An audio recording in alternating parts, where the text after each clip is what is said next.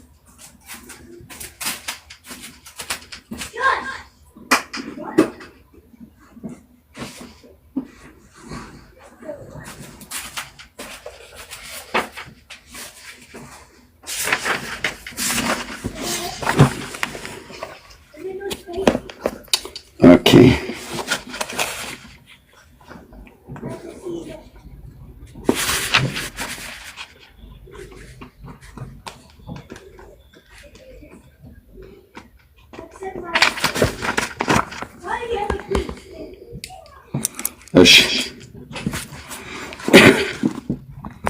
ይሄ ማነበው ታምረ ማርያም ነው። ቀጥዬ እጄ ላይ ከመቆየቱ የተነሳ በጣም አርጅቷል። የታተመው በ1985 ዓመተ ምህረት ትንሣኤ ማሳተሚያ ድርጅት የቤተክርስቲያኒቱ ማለት ነው ባለ 111 ታምር ነው። በብፁዕነታቸው በቅዱስ ጳውሎስ የፕትርክና ዘመን ለሶስተኛ ጊዜ የታተመው ነው። ኦኬ በዚህ ክፍል ላይ እንደዚህ ይላል።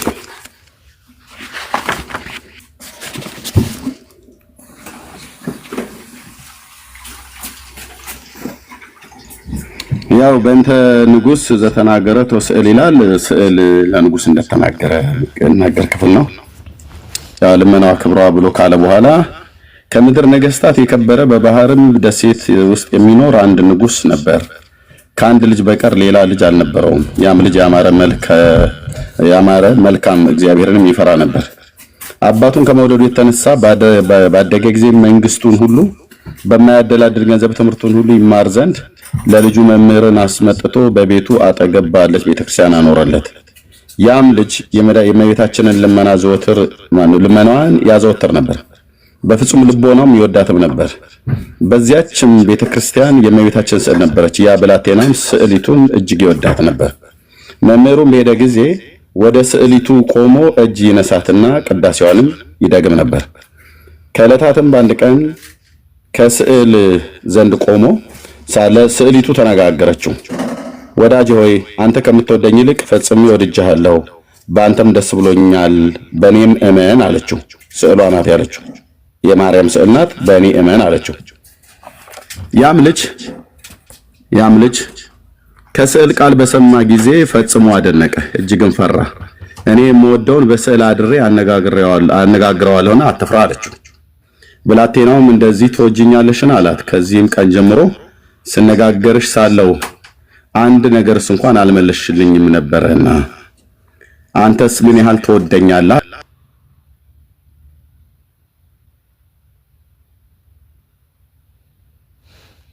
አለችው። ስዕሏ ማለት ነው። በስዕሏ ላይ ያደረችው ማርያም ናት። አንተስ ምን ያህል ትወደኛለህ ብላ አለችው። እኔስ ከሰውነቴና ከእናቴ ከአባቴም ከዘመዶቼ አብልጬ እወድሻለሁ አላት። እንግዲህ ወዲህ ከንጽህና ጋር እንድትወደኝ አውቃለሁና በእኔ አምሳል እንደመሆን በቀር ሚስት ባታገባ እወዳለሁ። መልኬን ትረዳ ዘንድ እነሆ አለሁ አለችው። መልኬን ታየው ዘንድ ያው መልኳን አሳየችው ነው ብሎ የሚለው።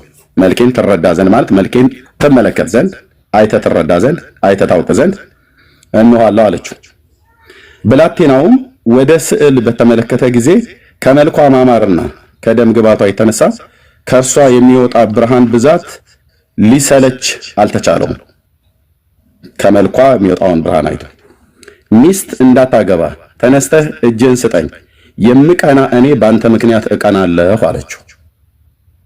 ሚስት እንዳታገባ ተነስተህ እጅን ስጠኝ፣ የምቀና እኔ ባንተ ምክንያት እቀናለሁ አለችው። ብላቴናውም ተነስቶ ወደ እርሷ ሄደ፣ በእጇም ስዕል ሰጠችው። እርሱም እጁን ሰጣትና ሁለት ጊዜ እጇን ይዞ ከደስታው ብዛት የተነሳ በፍጹም ልቅሶ አለቀሰ። ጠብቀኝ፣ ድንግልናህንም ጠብቅ፣ ድንግልናውን የሚጠብቅ ወንድሜ ይሆናል አለችው ይላል። በኋላ አንድ ጥያቄ ጠይቃለሁ እዚህ ጋር ዮኒ፣ እዚህ ጋርና እዚህ ጋር ማለት ነው። ድንግልናውን የሚጠብቅ እርሱ ምን ይሆናል? ወንድሜ ይሆናል። ከሰው ወገን ማንን የደግነቱን ነገር መፈጸም የሚቻለው የለም። ከእንግዲህ ወዲህ መጥቼ ከኔ ጋር ወደ መንግስተ ሰማያት እስከምወስድህ ቀን ድረስ ሁለተኛ አልነጋገርህም። የዘላለም ደስታ ባለበት በመንግስተ ሰማያት ከኔ ጋር ትኖራለህ። መምህሩ በመጣ ጊዜ የእንባውን ምልክት በፊቱ ላይ አየና ይነግረው ዘንድ ግድ አለው ይላል። በጣም ሰፊ ክፍል ነው። እናንተ አንብቡት ከፈለጋችሁ። እኔ ስላነበብኩት እጄ ላይ 52 ቁጥር አለው። እጄ ላይ ረጅም ዘመን ተቀምጧል። ኦኬ ጠብቀኝ ድንግልናህንም ጠብቅ። ድንግልናውን የሚጠብቅ ምን ይሆናል ያለችው? ዮኒ ወንድም እዚህ ጋር ምን ብለዋለች? ሚስት እንዳታገባ ተነስተህ እጅን ስጠኝ የምቀና እኔ በአንተ ምክንያት እቀናለሁና ብለዋለች አይደል? ኦኬ ከንጽህና ጋራ እንደምትወደኝ አውቃለሁ፣ በእኔም አምሳል ከመሆን በቀር ሚስት እንዳታገባ መልኬን ትረዳ ዘንድ እነሆ በዚህ ያለው ብለዋለች። ኦኬ ቅድስት ድንግል ማርያም እኮ ፍለርት እያደረገችው ነው እያልከኝ ነው? እዚህ ባነበብኩ መጽሐፉ እንደዛ ነው ብሎ የሚለው ግን የጌታዬ እናት እኔ ታምረ ማርያም ላይ ያለችው የጌታዬ እናት ናት ብዬ በፍጹም አላምንም። መድኃኔዓለም ድረስ ይሄ ጽሑፍ ብቻ አይደለም፣ ቀጥዬ አሳያለሁ። ኦኬ አሁን እዚህ ጋር በዚህ ትርክት መሰረት የጌታ እናት ከሆነች ይሄ ንጽህናዋን ድንግልናዋን ጠብቅልኝ ብላ ያለችው ወንድ ድንግልናውን የሚጠብቅ እሱ ወንድሜ ይሆናል ብላ ካለች ወንድሟ ከሆነ ወንድሟ ሚስት ሲያገባ የምትቀና እህት አለች? ኧረ በጭራሽ። ጋብቻ የእግዚአብሔር ቅዱስ ፍቃድ ነው። እቀናብሃለሁ አለችው እኮ ነው የሚለው። አዎ የምቀና እኔ በአንተ ምክንያት እቀናለሁ አለችው። ምንድነው? ሚስት እንዳታገባ ካገባህ እቀናለሁ ነው። ይህን ነው ገደል እያላችሁ ህዝቡን ወደ ገደል የከተታችሁት በሚያሳዝን ሁኔታ። ለዚህ መልስ ስጡንስ። እኔ አሁን መልስ እሰጣለሁ። ዮኒ ቤተክርስቲያንና እንፈልጋለን እያላችሁ ነው። መልሱን እነዚህን ትሰጡኝና እናወራና ከዛ በኋላ እንነጋገራለን። በደንብ ስሙ የኦርቶዶክስ ወንድምና እህቶቼ፣ ይሄን ጉድ በደንብ ስሙልኝ። ሲጫወቱበት ነው የኖሩት የኦርቶዶክስን ወንድምና ሲጫወቱበት ምዕመናን። እቀናባሃለሁ እንደምታዩት ነው። እቀናባሃለሁ ድንግልናህን ይዘህ ጠብቅ፣ ድንግልናህን ይዘህ ጠብቅ ፈጣሪ ድረስ። እስቲ ሂድ አንብብ። እሺ አይ ቲንክ ኦኬ መሳሳም ከተነሳ አይቀር እሱ ላይ ድርሳነ ዑራኤል ዘየካቲት መረሳት ልመጣ ነው። ይኸው ይዤዋለሁ ልመጣ ነው። ኦኬ ቢያንስ መሳሳሙን ብቻ እናሳይ ብለን ነው እንጂ ሌላ እዚህ በጣም ብዙ ከነገረ ድህነት ጋር በተገናኘ የማይገናኝ ነገር ነው ያለው። ይኸውላ መጽሐፉ ለምንድን ነው ትርጉሙ ምንድን ነው አስፈላጊነቱ ያልገባኝ? የክርስቶስን በቃ ስራ ለማፍረስ ነው አይደል? እኔ ቤተክርስቲያኒቱ ከዚህ ተጠቃሚ ትሆናለች ብያለሁ። ብፁዕነታቸው እንደተናገሩት መጽሐፍቶቻችን ጥራት ይጎላቸዋል ብለው ያሉበትን ነገር ይበል የሚያሰኝ ነው። ምናልባት ቀጥሎ ያለውን ነገር ይሰራሉ ብዬ ተስፋ እናደርጋለን።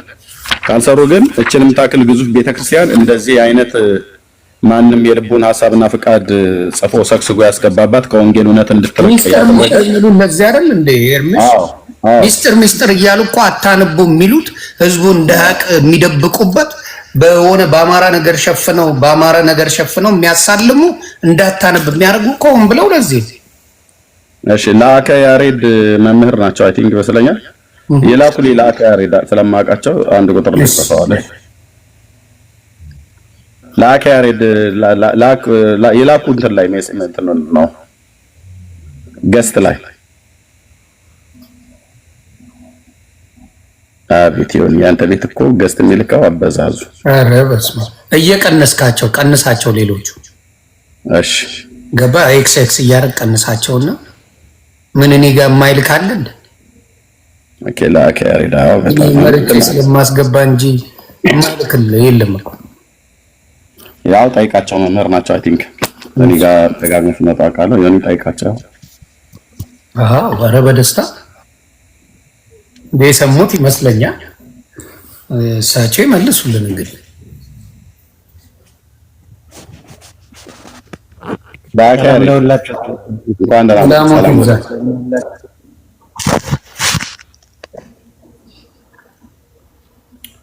ወንድም ያነበበውን ሰምተውታል ወይስ ያውቁታል መጽሐፍ?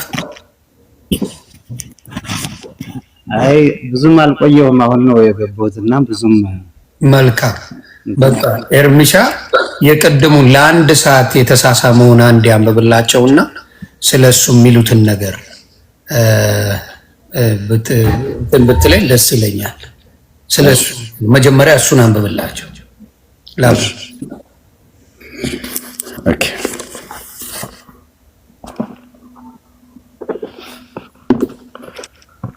መምህር ድርሳነ መድኃኔዓለምን ያውቁታል አይደል? ወገደለ መባሐጽዮ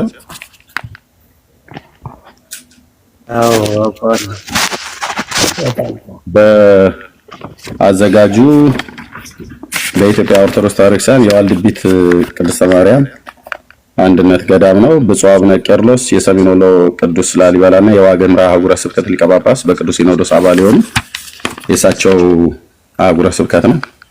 አዘጋጁ አባ ጽጌ ሥላሴ መዝገቡ ናቸው። በዋልድቢት አንድነት ገዳም ቅድስተ ማርያም መነኮሳት ናቸው ያሳተሙት። በገዳሙ ነው የታተመው ማለት ነው። እና በዚህ ክፍል ላይ ክፍል አለ ማለት ነው። ቅድም እርሱ ስላላሉት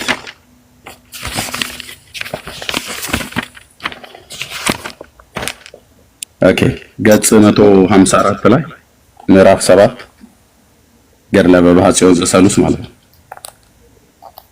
ዳግመኛ አባታችሁ የመባሐጽዮንን ደግነቱን እንነግራቸዋለን።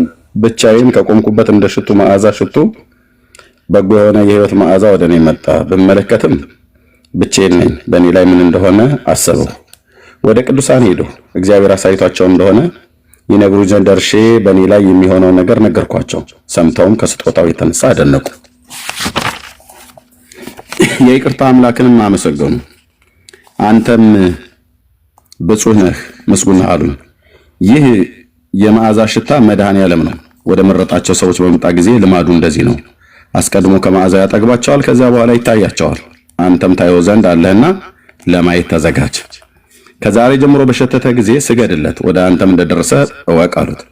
ይህንንም ሰምተው ደነገጠ። እኔም ኃጢአተኛው ምን እለዋለሁ? እሱ እንደወደደ ያዘጋጀኝ እንጂ።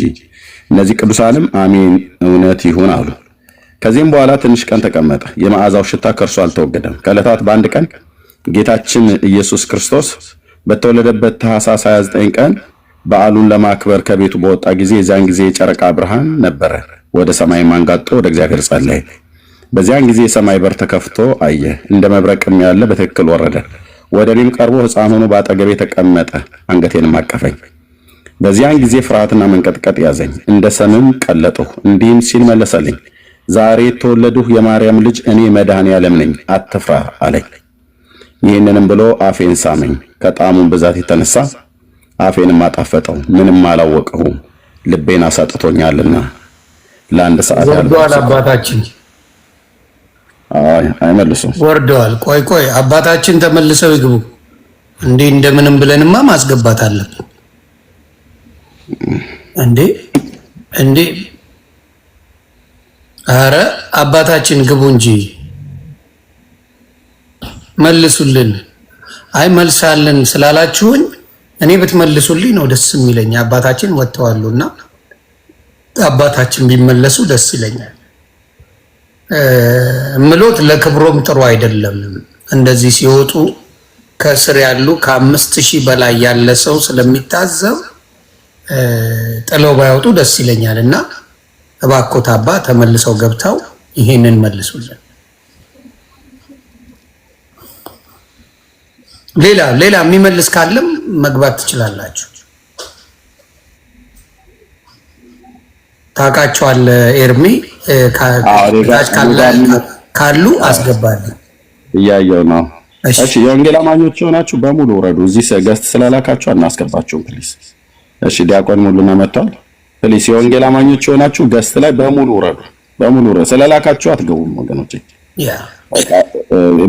የሚፈለጉ ሰዎች መምህራን፣ አገልጋዮች በጨዋነት በእውቀት ምናልባት ለተጠይቀው ጥያቄ መልስ የሚሰጡ ሰዎች ካሉ ይጉ፣ እነሱ ይምጡ። ኑልንና እንድትመልሱ ነው፣ ሌላ አይደለም። የሚያነበው ከኛ መጽሐፍ ኤርሚ የሚያነበው የኦርቶዶክስ ተዋህዶ የገድል መጽሐፍት ናቸው እነዚህ። ኑና መልሱ። ይሄ ነው ብዙ ጊዜ ኦርቶዶክስን ሌሎች ወንድሞቻችን አብዛኛው ከኦርቶዶክስ ወጥቶ ወንጌላዊ የሆነበት ይሄ ነው፣ ሌላ ነገር የለውም። እና እስቲ አባታችን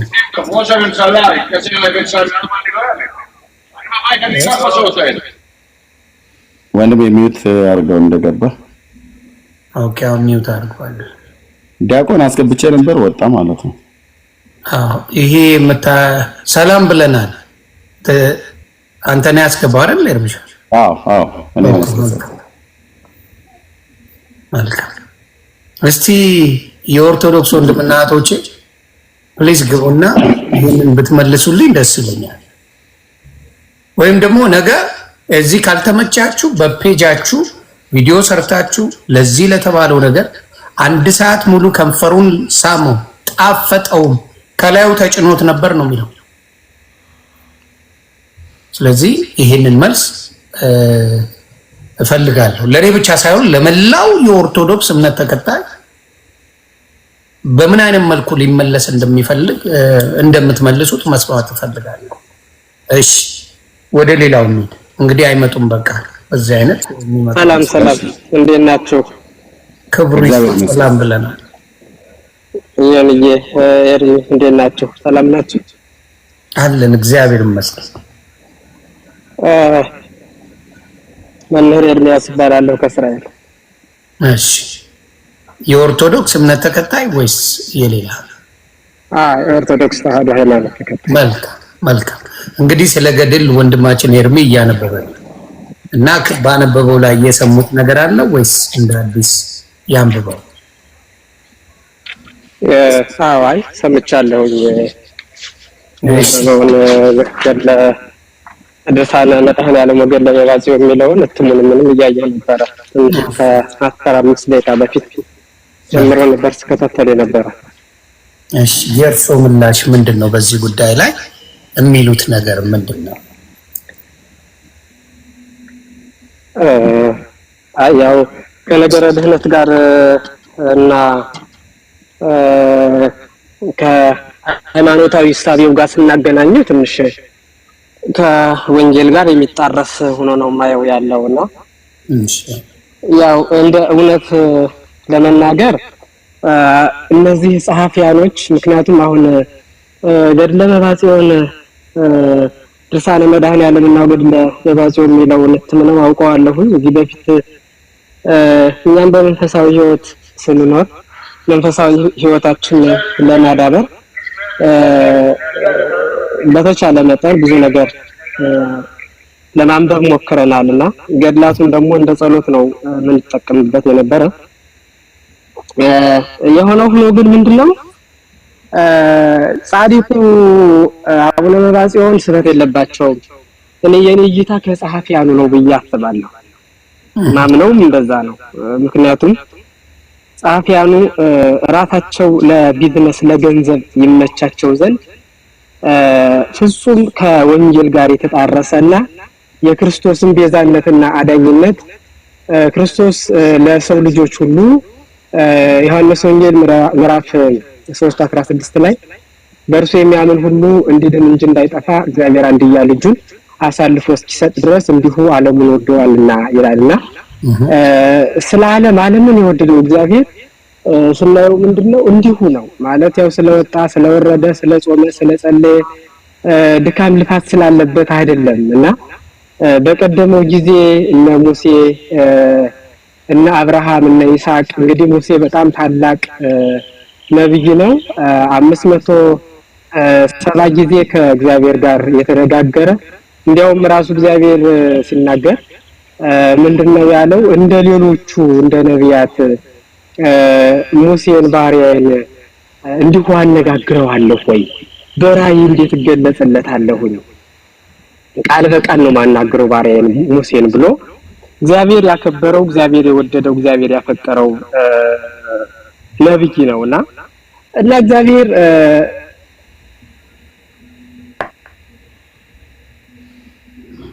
ከመሆኑ የተነሳ ሙሴ እንኳን በናባው ተራራ ነው እዚህ ጋር የቀረው ስላለኝ ነው። አባታችን ምንድነው የኔ ጥያቄ አሁን ይሄንን ሙሉ በኦርቶዶክስ አባቶች ሙሉ በሙሉ ታይቶ ቼክ ተደርጎ የሚተላለፍ መጽሐፍ ነው አይደለ? ታይቶ ተጣርቶ የሚተላለፍ እንጂ ዝም ብሎ አንዱ ጽፎ የወረወረው ነገር አይደለም።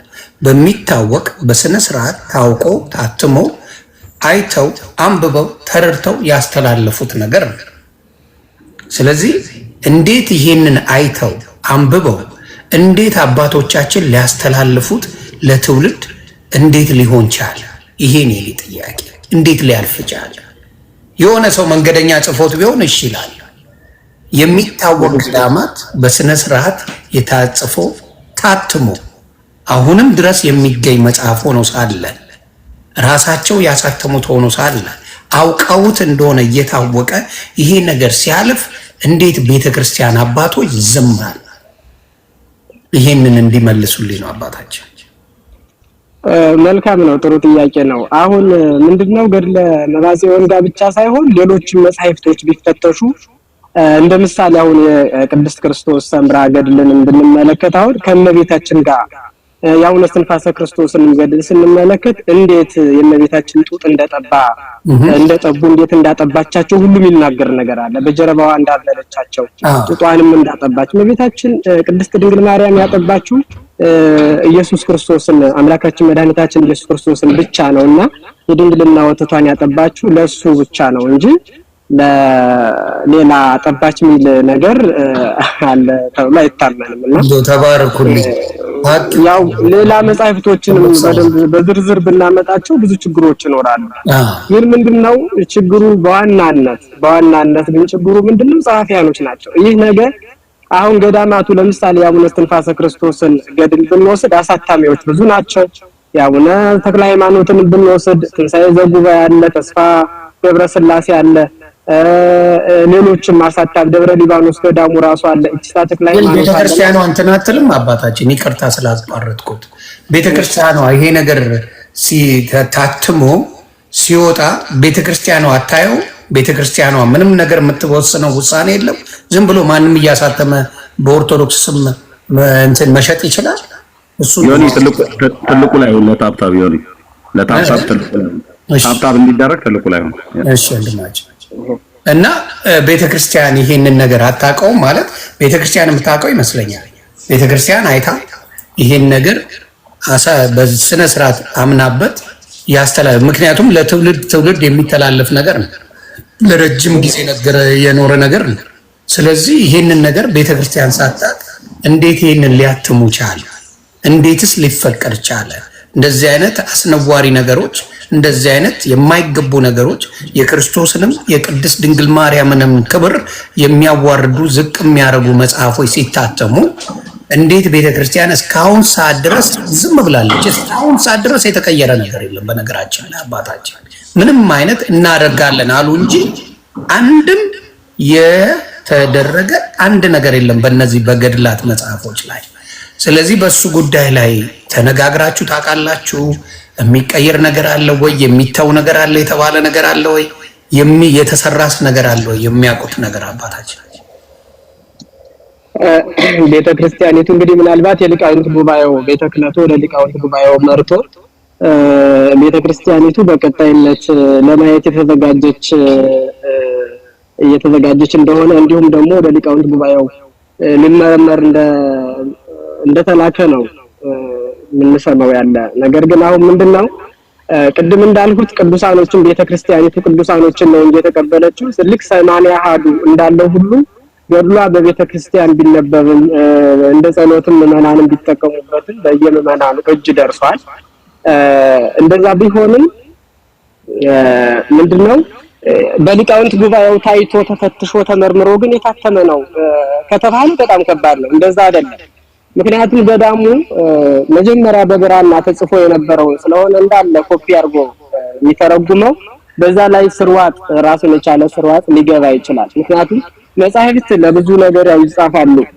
ሁሉም መጻሕፍት ተጽፎ ለተግሳጸ ዚአነ ይላልና መጻሕፍት ለኛ መማሪያና መታረሚያ ይጻፋሉ። እኛ እንማርበት ዘንድ እኛን መልካም ነገርን እንረታበት ዘንድ መልካም ነገርን እንይዝበት ዘንድ ይጻፋሉ። ነገር ግን ትንሽ ያው ካለው ነገር ጋር የተጣረሰ ሊሆን ይችላል። ምንም ጥያቄ የለውም። ይሄንን ግን ቤተክርስቲያኒቱ አይታ ነው ወይ ያታተመችው? የሊቃውንት ጉባኤው ፈትሾታል አውቆታል ወይ ስንል በኔ በኩል እንዳላየው ነው ማምነው። ምክንያቱም ካየው ብዙ ነገሮች አሉ። እስቲ አሁን ወንድማችን ከሚያነበው በተጨማሪ ሌሎች በጣም ከዚህ የከፉ ከነገረ ድህነት ጋር በጣም የሚጣረሱ ከእግዚአብሔር ጋር በጣም ሊያጋጩ የሚችሉ ምክንያቱም እመቤታችን እንኳን በቃና ዘገሊላ ልጅን ይኸው እሱ የሚላችሁን ስሙ ነው ያለችውና እሷም በትህትና ያሳየችን ልጇን ነው። ቅዱሳንም የሰበኩልን አቡነ ተክለ ሃይማኖት እና አቡነ ገብረ መንፈስ ቅዱስ በሕይወት ዘመናቸው እነ ቅዱስ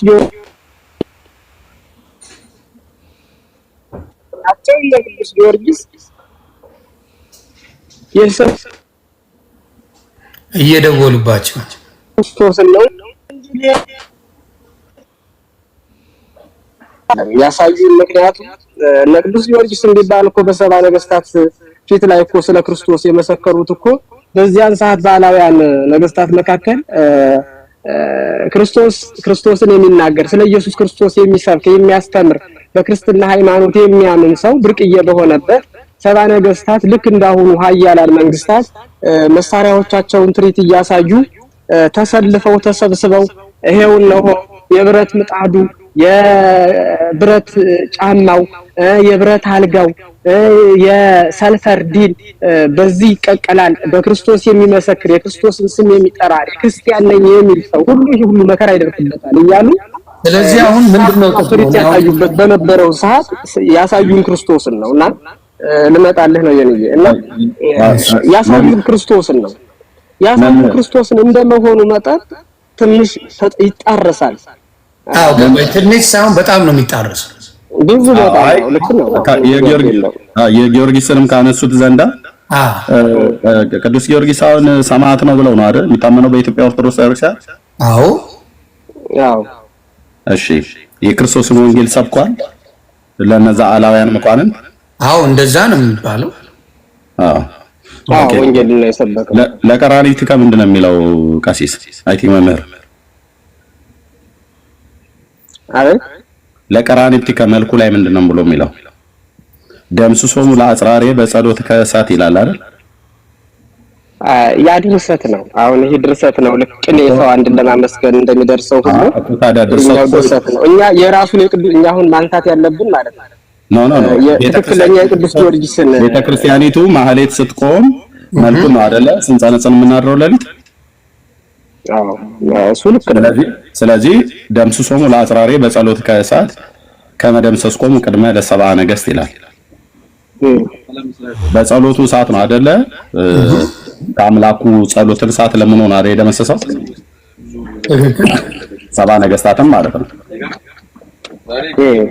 ስለዚህ ይሄ ከሆነ በሉቃስ ወንጌል መጽሐፍ ምዕራፍ 9 ላይ ጌታችን መድኃኒታችን ኢየሱስ ክርስቶስ ይቅርታ እነዛን ሁለት ታላላቅ ሐዋርያት ያዕቆብና ዮሐንስን የዘብዴዎስን ልጆች ይሄው ነው አይነት ልክ ለቀራንዮት ከሰላም ለቀራንዮት ወለአዕይንተ ገብረዋት ለአዛኒ ከሰላም ወለመላእክት ከሮማናት ቅዱስ ጊዮርጊስ በክብረ ሰማዕታት ደምስሶሙ ለአጽራሬ በጸሎት ከእሳት ከመደምሰስቆሙ ቅድመ ለሰብአ ነገስት ይላል።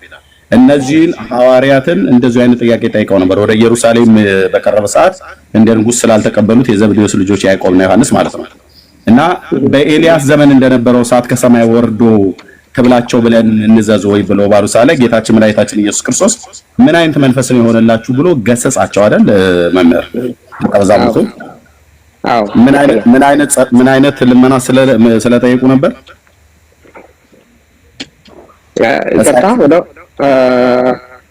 በጸሎት ሰዓት ልክ ኤልያስ በነበረበት ዘመን ወደሱ ንጉስ ልኳቸው የሄዱ 50 ሆነው መጣው ወደሱ ጥሪ ንጉስ ይጠራል በዛሬ ሰዓት ላይ እኔ እግዚአብሔር አገልጋይ ቆም ሰዓት ከሰማይ ወርዳት ብላችሁ ብለዋል አይደል?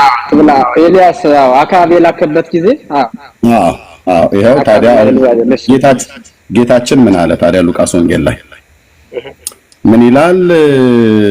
በፊተኞች በሚወጣበትም ወራት በቀረበ ጊዜ ወደ ኢየሩሳሌም ፊቱን አቀና፣ በፊቱ መልእክተኞችን ሰደደ። ሄደውም ሊያሰናዱለት ወደ አንድ መንደር ሳምራውያን ገቡ። ፊቱን ወደ ኢየሩሳሌም የሚሄድ ስለነበረ አልተቀበሉትም። ቁጥር 54 ከደቀ መዛሙርቱ ያዕቆብና ዮሐንስ አይተው ጌታ ሆይ ኤልያስ ደግሞ እንዳደረገ እሳት ከሰማይ ወርዶ ያጥፋቸው እንል ዘንድ ትወዳለህን? አሉት። ልክ ኤልያስ ብሉይ ኪዳን ላይ ዮኒ ታስታውሳለህ? ነብዩ ኤልያስ ንጉሱ መልእክተኛ ላከበት። ሲልክበት 50 አድርጎ ሲልክበት እኔ እግዚአብሔር አገልጋይ ኮን ውረድና ንጉስ ና ይላል ብሎ ሲጠሩት 50ዎቹ እኔ እግዚአብሔር ባሪያ ኮንኩ እግዚአብሔር አገልጋይ ኮንኩ እሳት ወርዳ ተብላችሁ ብሎ አለ። ንጉሱ የላካቸውን 50ዎቹን እሳት በላቸው። ሁለተኛ እንደዚሁም ጨመረ ላከ። አሁን ልክ እንደዛ በላቸው። ልክ እንደዛ ብለን እንድንል ተወዳለ ወይ? ምክንያቱም መስላ አልተቀበሉት ማለት ነው። ብለን ተወዳለ ወይ ብለው ባሉ ሳለ ጌታ ግን ምን አላቸው? እርሱ ግን ዘወር ብሎ ገሰጻቸውና ምን አይነት መንፈስ እንደሆነላችሁ አታውቁምን? የሰው ልጅ የሰው ነፍስ ሊያድን እንጂ ማነው ሊያድን እንጂ ሊያጠፋ አልመጣም አለ። ወደ ሌላ መንገድ ሄደ ይላል። ያዕቆብና ዮሐንስ ልክ ለቀራኒት ከመምህር ደምሶም ለአጽራሬ በጸሎት ከእሳት ከመንፈስ ቆሙ ቅድመ ለሰብአ ነገሥት ብሎ ባለበት ከአምላኩ በጸሎቱ ሰዓት ለምኖን አጠፋቸው ነው የሚለው ጊዮርጊስ ማለት ነው።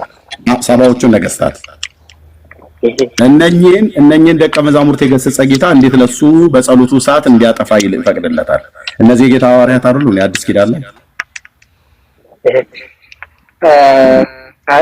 እግዚአብሔርን የማያምኑ ስለሆኑ ለዚህ አይደረግለትም ማለት ነው። ስለ ክርስቶስ እየመሰከረ ስለ ክርስቶስ ብዙ መከራ የተቀበለ ሰማዕት ነውና ስለ ክርስቶስ መከራ ሲቀበል የጸለየውን ጸሎት ሰምቶ ጠላቶችን የኤልያስን ጠላቶች እንዳጠፋ የቅዱስ ጊዮርጊስን ጠላቶችን ማያጠፋም ብሎ ብለን አናፍርም። ያጠፋል። ጌታችን ካስተማረው ትምህርት ጋር ይጋጫል እንዴ? ጠላቶቻችሁን ውደዱ እንጂ ያለው ግደሉ አለ እንዴ? አላለም እኮ ጥያቄ ከሆነ ወደ ሲኦልስ ብዙ የሚገቡ ነፍሳት አሉ አይደለ? እንደዛ ከሆነ ጠላቶች ብሎ ለምን ሲኦል ይከታቸዋል ብለህ ነው? ያንን ነገር እንደዛ በዚያ እይታ ማየት ነው።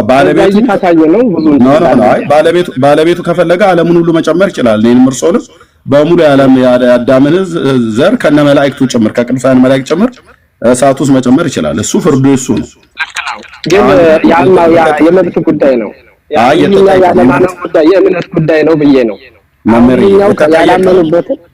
የተጠየቀው እነዚህ ጋር የጠየቁት ዮሐንስና ያዕቆብ ናቸው። የጌታ ሐዋርያት ናቸው። ጊዮርጊስም የጌታ አገልጋይ ነው ከተባለ እነዚህ ሰዎች እሳት ከሰማይ ወርዶ ያጥፋቸው እንል ዘንድ ትወዳለህ ወይ ብሎ ሲሉት ገሰጻቸውና ይላል። እርሱም ዘወር ብሎ ገሰጻቸው ይላል። የተገሰጹት እነዚህ ሁለት ሐዋርያት ናቸው። እነሱን የገሰጸ ጌታ እሳት ከሰማይ ወርዶ ያጥፋቸው እንል ዘንድ ትወዳለህ ወይ ብለው ስላልተቀበሉት እነሱ ላይ እንዲህ አይነትን ነገር እንዲያደርጉ እሳትን ከሰማይ እንዲወርድ በጠየቁት ሰዓት ላይ ገሰጻቸው ይላል። ጊዮርጊስን እንዴት አልገሰጸውም ጌታ?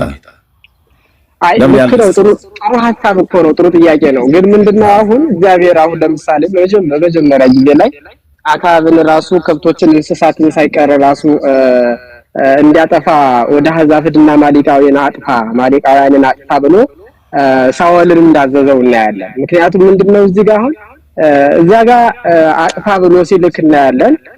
ዳዊትንም ሰሎሞንንም ስንመለከት ደግሞ በዚህ ቀን ውጡ፣ በዚህ ቀን ወደ ጠላቶቻችሁ አትውጡ በእነያሱም ጊዜ ብሉይ ኪዳን ነው። ይሁን አዲስ ኪዳንም ቢሆን አሁን አዲስ ኪዳንም ደግሞ ቢሆንም በአዲስ ኪዳንም እንዲሁም ሊደረግ ይችላል። አሁን ያን ጊዜ በራእይ ስለሚነገር ነው። ያን ማን አድርጎ ያውቃል? ማንን አድርጉ ብሎ ያውቃል ጌታችን? ምን አላጠፋ? አሁን አንተ ቅዱስ አይ ማንን አድርጎ ያውቃል? ከመምሪ የአማሌቅን ንጉስ አጋግን እየሰሙኝ ነው። አይ ቲንክ የአማሌቅን ንጉስ አጋግን ነብዩ ሳሙኤል በነብዩ በሳሙኤል በኩል መልእክት መጣለት ከእግዚአብሔር ማለት ነው። ሳኦልን ሄደ አማሌቅና ዝፍረሱን አጥፋልኝ ብሎ አለው። ይሄ ደግሞ በቶራው መጽሐፍ በታናኩ ላይ ማለት ነው ከግብጽ ምድር ሲወጡ አማሌቃውያን እስራኤላውያንን በመንገድ ስለተበቀሏቸው ያንን እግዚአብሔር የበቀልን ቀን አዘጋጅቶ ነበር፣ ቀጥሮ ነበር የእግዚአብሔር ማለት ነው። ስለዚህ አማሌቅና ዝክረስሙ መጥፋት ስለነበረበት ሳኦል በነገሰበት ዘመን እግዚአብሔር በባሪያው በነብዩ በሳሙኤል እጅ መልእክት አመጣለት፣ ላከው። ያ ብሉይ ኪዳን ላይ ነው። እነ ዳዊትም ተዋግተዋል ከአሕዛብ መንግስታት ጋር በጣም ብዙዎቹ ማለት ነው። አዲስ ኪዳን ላይ ግን ጌታችን እኔ ግን እላችኋለሁ እያለ ብሎናል። በሲና ግን የሰጠ አምላክ ከድንግል ሲወለድ መጥቶ ያለው እኔ ግን እላችኋለሁ እያለ ነግሮናል። ስለዚህ ጠላቶቻችሁን ውደዱ፣ ለሚረግሟችሁ መርቁ፣ የሚያሳድዷችሁን ጸልዩ እንጂ ያለው ግደሉ ግን አላለም። ግደሉ አላለም። ግደሉ ከተባለ እነዚህ ሁለት ሐዋርያት ራሱ ጌታን እኮ ነው ስላልተቀበሉት ያው አልተቀበሉትም ይላል እኮ። ወደፊት ወደ ኢየሩሳሌም እንደሚሄድ ስለነበረ አልተቀበሉትም ይላል። ያልተቀበሉት ማን ነው? ጌታ ነው፣ የኢየሩሳሌም ሰዎች። ከዚህ የተነሳ እነዚህ ሁለት ደቀ መዛሙርት ወንድማማቾቹ የዘብዴዎስ ልጆች ጌታን እንደ ንጉሥ ስላልተቀበሉት እነዚህን ሊያጥፋቸው ብለን እንል ዘንድ ትወዳለህ ወይ? አንተን ያልተቀበሉን ብለው ጠይቁ ሳለ ገሰጻቸው ይላል። ስለዚህ ጊዮርጊስ እውነተኛ ሰማዕት ነው ብሎ ለማለት 70 ነገስታትን አጥፍቷል። ይሄን ብቻ አይደለም ያውቃሉ 50 ሺህ ሰው እንደገደለ ጊዮርጊስ ብዙ ሰው ልክ ነው ጠፍቷል በጸሎቱ በዚያን ሰዓት። ነገር ግን አሁን በሰይፍ የነሰቅራን አናንያና ሰቅራን ታሪክ ደግሞ በሐዲስ ኪዳን ደግሞ አሁን የተጻፈ ነገር እናገኛለን። ስንት ነበረ? አሁን በሐዲስ ኪዳን ቅድም እያልከኝ ስለነበረ የሐዋርያት ሥራ ላይ ስንት እንደነበረ ይመስለኛል። አይ ቲንክ ምዕራፍ 5 ይመስለኛል። እሱን አውጥተህ ብታነበው መሬት ሽጦ እዚያ ላይ ሚስቱ እያወቀች ሚስቱን አማክሮ የሚበቃን ገንዘብ ብሎ ያስቀመጠው ገንዘብ አለ። አሁን ይህ በሐዲስ ኪዳን የሞቱት ብርክና እንትን በአንድ ላይ ተጠፋላችሁ ብሎት እንዴት እንደጠፋባቸው እናያለን እኮ። በሰይፍ ነው የገደለው ጴጥሮስ አናንያን ያሳጥራል ባልና ቅዱስ ጊዮርጊስ ሙስና በሰይፍ መቼ ገደላቸው? ቅዱስ ጊዮርጊስ ገደላቸው 50 ሺህ ነው እሳት ወርዶ በላቸው። አይ 50 ሺህ ሰዎችን በሰይፍ እንደገደለ ያውቃሉ ጊዮርጊስ። 70 ነገስታትን በመልከ ጊዮርጊስ ለቀራኒት ከላይ ደምሶ ለአጽራሬ በጸሎት ከእሳት ነው ያለው። በጸሎት እሳት ነው ያለው መልኩ ላይ ማለት ነው። ገድሉ ላይ ግን 50 ሺህ ሰው በሰይፍ ወደ እኔ ኃያሉ ጊዮርጊስ መጣውላችሁ እያለ ወደ መንደር እየገባ በሰይፍ ጨፈጨፈ ገደለ ብሎ የሚለውን ያውቁታል። አይ እሱ ልክ ነው። ምንድነው መሰለህ የትኛው ላይ ነው በሰይፍ ነው የገደለው? ቅዱስ ጴጥሮስ ግን በሰይፍ ነው የገደላቸው እኮ። ስለዚህ ነው የአዲስ ኪዳን ሰማዕት የሆነ በሰይፍ የተጠቀመው እንጂ እንደ በሰይፍ በሆነ ጸሎትክ ነው እንጂ የሚለው እዚህ ጋር ድርሰት ነው እንዳልኩህ። እንትን ያደረጉት ነው። የሚያስታርቅ ሐሳቤ ምንድነው? ቅዱስ ጊዮርጊስ 7 ሞቶ ተነስቷል ተብሏል አይደለም? አንዴ 7 ይላሉ፣ አንዴ 3 ይላሉ። ሞቶ ተነስቷል ተብሏል። ይሄን ነገር እንዴት ነው የሚያስረዱኝ አባታችን? ሌላው ይቅር፣ ይሄ አሁን እንትን ሊባል ይችላል፣ ግን 7 ጊዜ ሞቶ ተነስቷል ተብሏል ቅዱስ ጊዮርጊስ። ይሄንን እንዴት ነው የሚያስረዱኝ አባታችን? እንግዲህ በመጽሐፍ ቅዱስ 2 ሞቶ እንኳን የተነሳ የለም። ቅዱስ ጊዮርጊስ ግን 7 ሞቶ ተነስቷል ተብሏል። ይሄንን ነገር ተጽፏል። ይሄንን ነገር እንዴት ነው የሚያስረዱኝ አባታችን? አይ ተጋድሎ ባደረገባቸው ወቅትና ሰዓት ሁሉ ቅዱስ ጊዮርጊስ ብዙ ተጋድሎን አድርጓል። የእግዚአብሔር ታምራት የማዳን ኃይሉ ይገለጽ ዘንድ ይድረስ የተባለም ተራራ ላይ ከፈጩትና አቃጥለው አመዱን ሁሉ እንደዘሩት ይናገራል ገድሉ ላይ። ያ ደግሞ የሆነው ምንድነው? የእግዚአብሔር የማዳን ኃይልና በሱ ስላመነ በሱ ስም መከራ እየተቀበለ ስለሆነ የማዳን ኃይሉ ታምራቱ ይገለጽ ዘንድ የሆነ ነገር ነው ተጽፏል። በገድሉ ላይ ነው የምናነበው። እንግዲህኛ እያልኩ ያለሁት ምንድነው አባታችን? አንዴ ስም እያልኩ ያለሁት መጽሐፍ ቅዱስ ላይ ሞቶ 2 ጊዜ የተነሳ የለም። መጽሐፍ ቅዱስ ላይ 2 ጊዜ፣ አንዴ ሞተ ከዛ በኋላ ተመልሶ ሞቶ የተነሳ የለም። 2 ጊዜ መጽሐፍ ቅዱስ ካለ አስረዱ። 2 ጊዜ ሞተ፣ 2 ጊዜ 3 ጊዜ እየሞተ የተነሳ መጽሐፍ ቅዱስ ላይ አያሳይም። 7 ጊዜ ሞቶ ተነሳ ነው እየተባለ ገድል የተጻፈ 7 ጊዜ። እስቲ 7 ጊዜ ከሌላ ከመጽሐፍ ቅዱስ ላይ 7 አይደለም፣ እሺ 3 እናርገው፣ እሺ 3 ወይ 4 ይላል መጽሐፍ ቅዱስ ላይ። 4 ሞቶ እየተነሳ የሌለ አንድ ሰው እያለ አንድ ሰው የተጻፈ የሌለው 7 ጊዜ ሞቶ ተነሳ ተብሎ በሌላ መጽሐፍ ሲጻፍ ለማመን ትንሽ አይከብድም? እንደው አይከብድም? እግዚአብሔር ምን ይሳነዋል እንዳይሉ። ምክንያቱም መጽሐፍ ቅዱስ ላይ 3 ሞቶ የተነሳ ምንም ከሌለ አሁን ይቻላል፣ ሌላ ቦታ ግን ምን ይሳነዋል ሊሉኛል። እዚህ ጋር ለምን ተሳነው ታዲያ? መጽሐፍ ቅዱስ ላይ ለምን ተሳነው? ለምን መጽሐፍ ቅዱስ ያሉትን በጣም ድንቅ የሆኑ ነቢያትን 2 ጊዜ 3 ጊዜ ሞተው ለምን አልተነሱ? ለጊዮርጊስ ሲሆን ግን እስከ 7 ጊዜ ሞቶ እንዲነሳ ገድሉ ይጽፋል። እንዴት ሆነ? እንዴትስ ሊታመን ይችላል?